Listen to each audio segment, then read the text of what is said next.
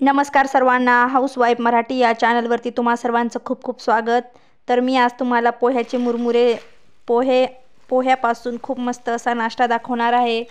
तर चला बनवूया। तर पोह्याचा नाश्ता बनवण्यासाठी मी मुरमुरे घेतले आहेत। हे मुरमुरे स्वच्छ पाण्याने मी धुवून घेते।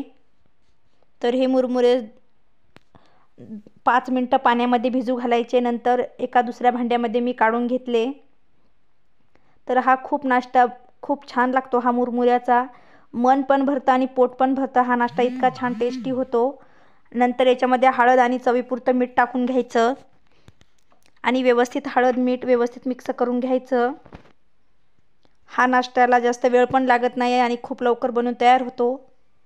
नंतर कढईमध्ये तेल घेतलं तापण्यासाठी। तेल चांगलं तापू द्यायचं। तेल तापल्यानंतर याच्यामध्ये जिरा मोहरीचा तडका मारून घ्यायचा।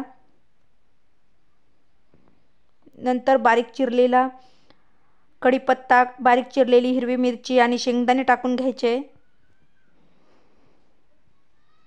एक बारीक चिरलेला कांदा, नंतर कोथिंबीर टाकून व्यवस्थित 2 मिनिटं कांदा सर्व मिक्स करून घ्यायचं आणि 2 मिनिटं भाजून घ्यायचं। नंतर भिजू घातलेले मुरमुरे टाकून घ्यायचे।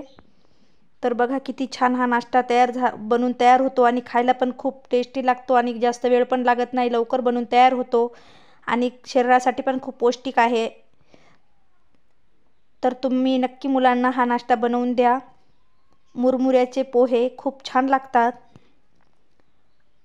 तर तुम्हाला ही रेसिपी जर आवडली असेल तर लाईक करा, शेअर करा, सबस्क्राईब करा आणि तुमच्या मित्रमैत्रिणींना शेअर करा। असाच नवनवीन व्हिडिओ पाहण्यासाठी चॅनलला नक्की भेट द्या। धन्यवाद।